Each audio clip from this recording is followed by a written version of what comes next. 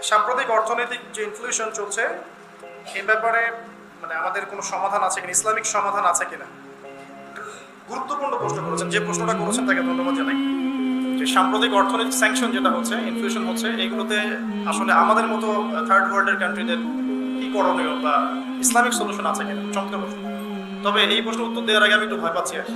কারণ আমার মনে আছে একবার আমি একটা লেকচার দিয়েছিলাম যে সমসাময়িক ফিতনাময় বিশ্বে উম্মার করণীয়। আমার কাছে মনে হচ্ছিল যে এই কাজগুলো করলে উম্মার ভালো হবে। তো আমাকে বাংলাদেশের এক শাইখ এমন ধোলাই দিলেন যে তুমি উম্মা নিয়ে কথা বলতে গিয়েছো কেন, তুমি উম্মার কি বুঝো। ওই দিন থেকে আমি আর এই টপিকে লেকচার দিইনি এখন। তো ওই দিন খুব কষ্টও পেয়েছিলাম, তখন মনে হচ্ছিল যে তাহলে উম্মা নিয়ে চিন্তা ভাবনা কি শুধু এক শ্রেণীর মানুষই করবো, আমাদের কোনো রাইটস নাই উম্মা নিয়ে কথা বলার? কি কি কাজ করলে উম্মার কল্যাণ হবে এটা নিয়ে বলার কোনো অধিকার আমাদের নাই?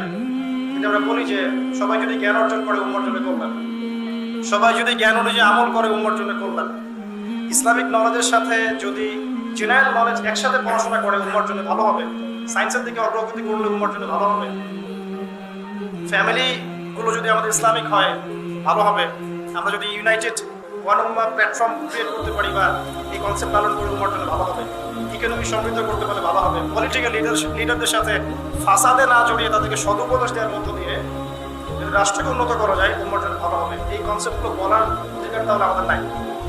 সেদিন আমার কাছে মনে হচ্ছিল আর কি। এখন যে প্রশ্ন করেছেন তো আরো বিপদে পড়তে যাচ্ছি আমি। তো তারপরে আমি আমার ক্ষুদ্র জ্ঞানে একটা পয়েন্ট বলছি, যে পয়েন্টসগুলোর উপর যদি আমল করা যায় ইনশাআল্লাহ তাআলা ইকোনমিক সেকশনে ব্যক্তি, সমাজ, পরিবার, রাষ্ট্রের জন্য ভালো হবে। এটা আমার ক্ষুদ্র জ্ঞানে, আমার চেয়ে যারা ভালো জানেন তারা আরো ভালো বলতে পারবে। আর আমি বারবার একটা কথা বলি, যে সেকশনে যে বেস্ট তার কাছে সেটা জিজ্ঞাসা করবেন। ইকোনমিক সেকশনে যারা বেস্ট, যারা রাষ্ট্রকে রুল করছেন, লিড দিচ্ছেন, তারা ভালো বলতে পারবেন।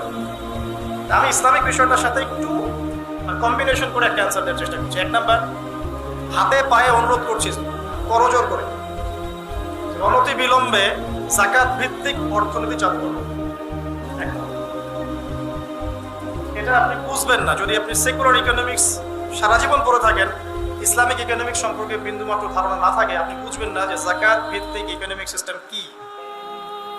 এই খাতগুলো সম্পর্কে জানেন, ওলামায়ে কেরামদের সাথে পরামর্শ করেন।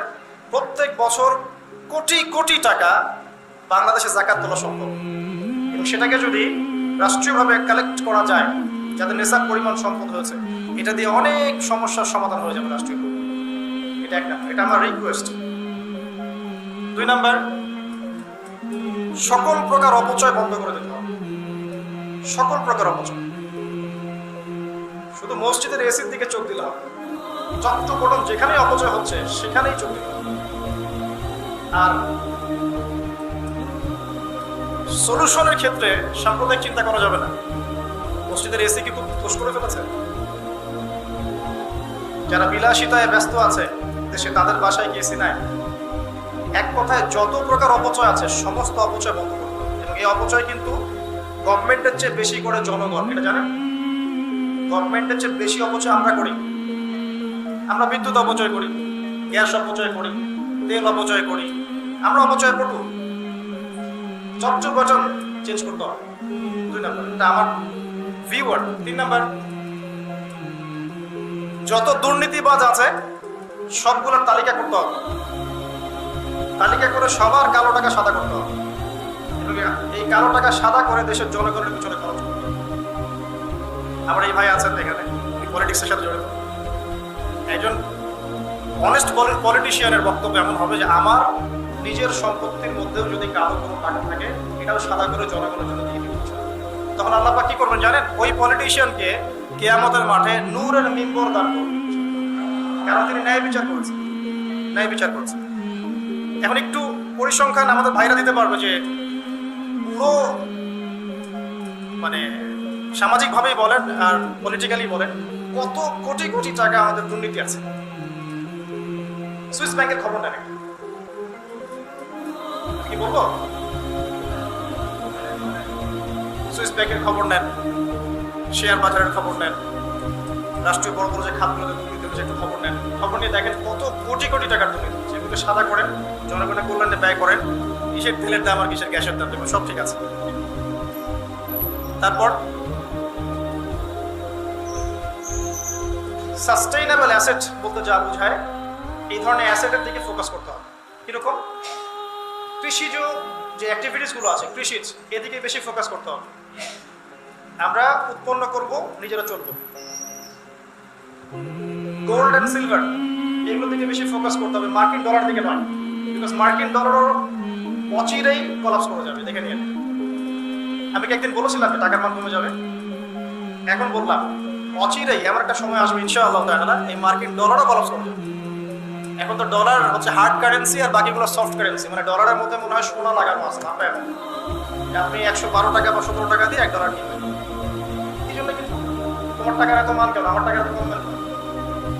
ওই যে পেট্রো ডলার মনিটারি সিস্টেম করেন ভালো করে। আপনি যদি এক ব্রিফকেস বাংলাদেশি টাকা নিয়ে গিয়ে এরা কোনো কান্ট্রির লিডারকে বলেন যে আমাকে এই 1 কোটি টাকার তেল দাও, সে দিবে না, সে আপনাকে তেল দিবে না যতক্ষণ না আপনি ওই টাকাটাকে ডলারে কনভার্ট করছেন ততক্ষণ পর্যন্ত। এই হলো পেট্রো এবং ডলার মনিটারি সিস্টেম, যেটা সারা ওয়ার্ল্ডকে শোষণ করছে। এর ফলশ্রুতি ডলার হচ্ছে ওয়ার্ল্ডের সুপিরিয়র কারেন্সি, ও যা ইচ্ছা তাই করতে পারে। এই কারণেই তো China, Russia, Brazil, India, Iran এরা সবাই মিলে ব্রিক্স তৈরি করেছে, যে যাতে করে ডলারের এগেনস্টে কোনো কারেন্সি লঞ্চ করা যায়। তখন IMF এর কাছে এত যুক্ত হবে না। এখন এটা স্বৈরাচারিতা করছে, স্বৈরাচারিতা। মানও কমাচ্ছে, সুদের হারও বাড়াচ্ছে, টাকার মানও কমাচ্ছে, সুদের হারও বাড়াচ্ছে। মানে কি বলবো, যে এটা গলায় দড়ি দিয়ে পেঁচিয়ে, মানে আমার আসলে ভাষা নাই। দুই দিক থেকে চাপে ফেলা, টাকার মান কমিয়ে ফেলা, সুদ বাড়িয়ে দেওয়া। আরে সুদ তো আমাদেরকে শোধ করতেই হবে, লোন নিলে সুদ শোধ করতে হবে না? তো গোল্ড অ্যান্ড সিলভারের দিকে ফোকাস করা যায়, কৃষিজের দিকে ফোকাস করা যায়। এবং আমাদের কান্ট্রিতে কিন্তু প্রচুর সম্পদ আছে। এই সম্পদগুলো সুষ্ঠু আরোহণ যদি সম্ভব হয়, ইনশাআল্লাহ আমরা সুপিরিয়র হব। তবে এই কাজটা যতটা সহজে বললাম এত সহজ নয়। এর জন্য আমাদের পক্ষ থেকে গভর্নমেন্টের প্রতি সহযোগিতা থাকতে হবে। শুধু সমালোচনা আর মানে বিদ্রোহ করা, সুযোগ পেলেই মানে অস্থিরতা তৈরি করা, এগুলো করতে গেলে কিন্তু আরো খারাপ সিচুয়েশন সৃষ্টি হবে। আল্লাহ পাক আমাদেরকে বোঝার তৌফিক দান। ইকোনমিক সেকশনে অনেক কিছু করার আছে। এক বাক্যে শেষ করি, দুর্নীতি কমানো, অপচয় কমানো, আমাদের সাস্টেইনেবল অ্যাসেটের দিকে ফোকাস করা, নিজস্ব সম্পদ উত্তোলনের চেষ্টা করা, এবং যাকাত ভিত্তিক অর্থনীতি যদি আমরা বাস্তবায়ন করতে পারি, আশা করা যায় ইনশাআল্লাহ তাআলা পৃথিবীর সব রাষ্ট্রের ক্ষতি হলেও আমাদের কোনো ক্ষতি হবে না ইনশাআল্লাহ।